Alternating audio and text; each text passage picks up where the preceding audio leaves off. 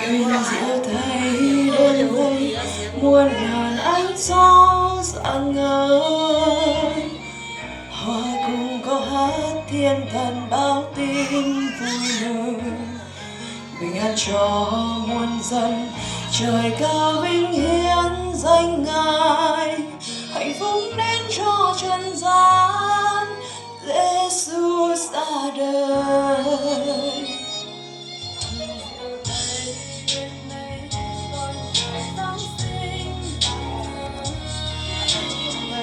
Ngài vào dâng thế đem muôn phước ân cho người, mọi buồn lo trong tôi từ nay đã khuất xa xôi, vì Chúa đến ban niềm vui cho lòng tươi mới. Hát mừng Chúa Giêsu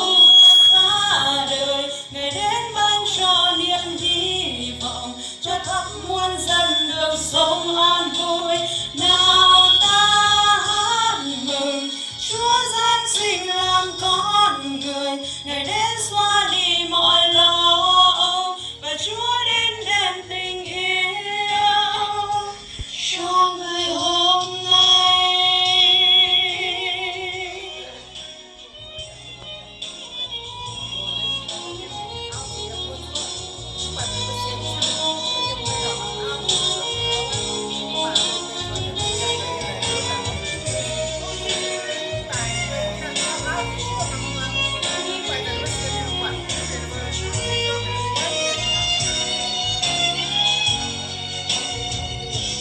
Huyền diệu thấy đêm nay muôn ngàn ánh sao rạng ngời, hòa cùng câu hát thiên thần báo tin vui mừng, bình an cho muôn dân, trời cao vinh hiến danh ngài,